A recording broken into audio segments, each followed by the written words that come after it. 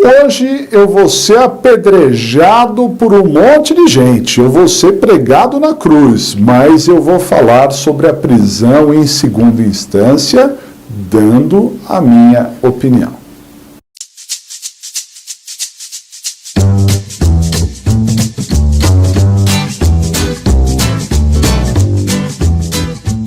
Olá pessoal, tudo bem com vocês? É uma grande satisfação ter você aqui no nosso canal. Você está no canal do Rodrigo Capobianco, em que nós tratamos de direito penal, processo penal, legislação penal especial e prática da advocacia criminal. Você é muito bem-vindo aqui e os seus comentários também são muito bem-vindos. Inclusive, num tema polêmico como esse que eu vou colocar aqui, pode ter seu comentário, não tem problema. Quer apedrejar? Pode apedrejar. Fica à vontade, né? É que no âmbito jurídico nós temos enormes discussões, né?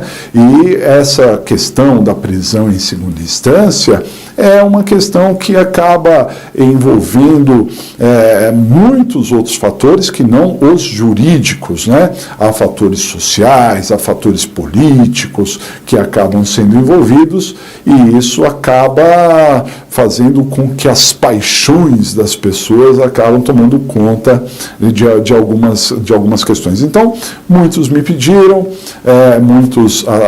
muitas pessoas que participam aqui do nosso canal pediram, professor, fala sobre a prisão em segunda instância, e mesmo sendo um assunto que já foi decidido pelo STF aí, eu gostaria de tecer algumas informações sobre esse assunto.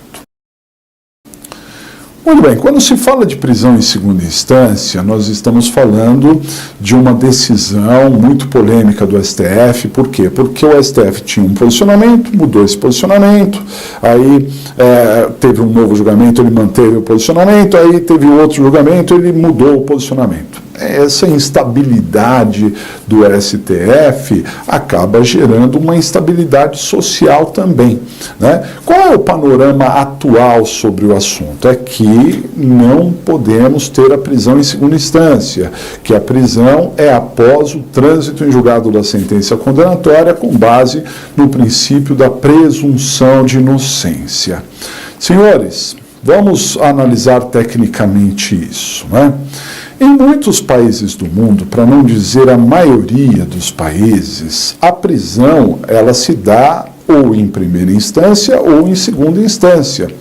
Ponto. Uma pessoa condenada, ele vai cumprir a pena imediatamente e os recursos às vezes não têm efeito suspensivo, ou quando é julgado numa segunda instância, para por ali, não é? E eventuais outras instâncias extraordinárias, não é? Não impediriam a prisão, não impediriam a prisão do sujeito que ainda continua recorrendo. Perfeito? Também devemos destacar que o nosso recurso especial extraordinário, que leva os julgamentos para Brasília, para o STF, para o STJ, eles, primeiro, não tratam por questões de fato, e, segundo, o próprio procedimento desses recursos impõe que, quando você entra com recurso especial extraordinário, não tem efeito suspensivo. Então, quer dizer, a decisão em segunda instância deve valer de plano, de início, né, independente desses outros recursos, né? Esses são pontos de vista claros para dizer a favor da prisão em segunda instância, para dizer que o sujeito, quando chega à segunda instância, realmente deveria ser preso, ok? Mas, por outro lado, e aqui eu vou dar a minha opinião, né, que é, como vocês sabem muito bem, apartidária. Não estou defendendo bandido, não estou defendendo político, não estou defendendo nada, estou tentando ser o máximo isento aqui para tratar desse assunto para vocês, nós temos um princípio constitucional, que é o princípio da presunção de inocência, em que uma pessoa só pode ser considerada culpada após o trânsito em julgado da sentença condenatória. Esse princípio também é chamado princípio da não culpabilidade, né? Então, qualquer pessoa que seja processada, enquanto não transitar em julgado, ela é inocente, ponto, não é? Agora, o inocente, ele pode ser preso durante o processo, professor? Ele pode. O inocente pode ser preso, sim. Isso não tem problema nenhum, porque a chamada prisão provisória, ela está prevista também na Constituição Federal. Temos lá a prisão provisória, prisão em flagrante, prisão preventiva, prisão temporária, são espécies de prisão provisória. Então o sujeito pode ser preso, sim, durante o processo. E quer saber da maior? Quando uma pessoa ela é presa em flagrante, depois o juiz converte em prisão preventiva, provavelmente ela vai ficar assim até transitar em julgado, não é?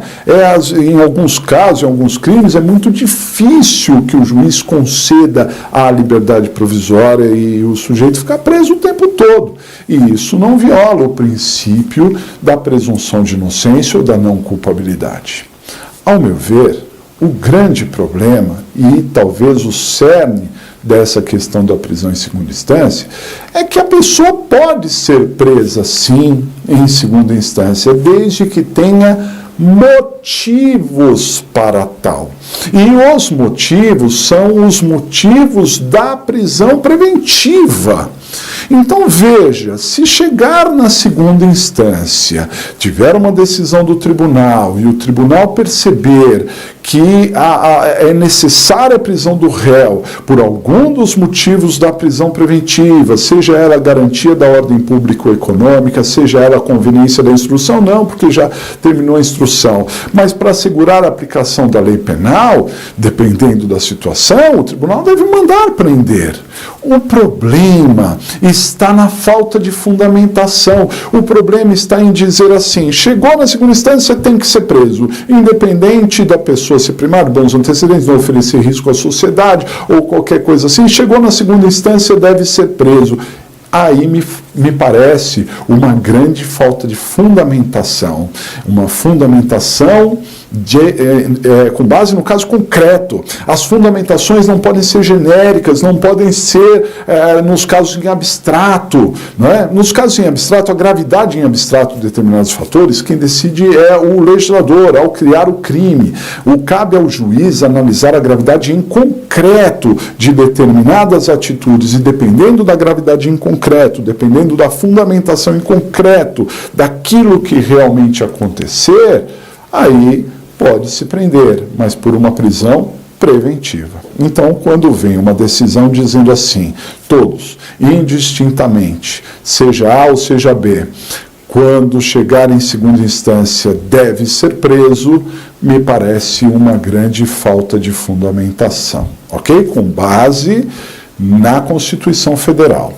O professor Luiz Flávio Gomes, nosso amigo, não é, que na pós lá do Legale, após que nós participamos, coordenamos lá do Legale, sempre está presente, sempre quando pode está presente, já exarou a sua opinião sobre isso para todos nós, no sentido de que o grande problema talvez seja a definição do que é trânsito em julgado, né? Porque como você tem ali já um encerramento da discussão sobre assuntos de fato, poderia eventualmente se dizer que trânsito em julgado aquela parte da decisão, o que já possibilitaria um processamento imediato da sentença condenatória, né? Então, até o professor Luiz Flávio Gomes, que é deputado federal por São Paulo, iria propor ali um projeto de lei para uma definição mais clara do que seria o trânsito em julgado, para adaptar, né, a legislação brasileira àquilo que tem sido aplicado na grande maioria dos países do mundo. Então, eu quero deixar clara a minha opinião. Na minha opinião, pode uma pessoa ser presa em segunda instância e se a lei definir o trânsito em julgado como sendo em segunda instância, e até na proposta do professor Luiz Flávio Gomes, que o recurso especial e o recurso extraordinário ganham um cunho de uma revisão e não de um recurso, basicamente, aí a prisão pode ser aplicada em segunda instância, é natural. Mas, da forma com que ela estava sendo aplicada, apenas por ter chegado à segunda instância, decidir pela prisão, sem outro tipo de fundamento, na minha visão, esse posicionamento era errado e a decisão do STF, a última decisão, foi uma decisão correta.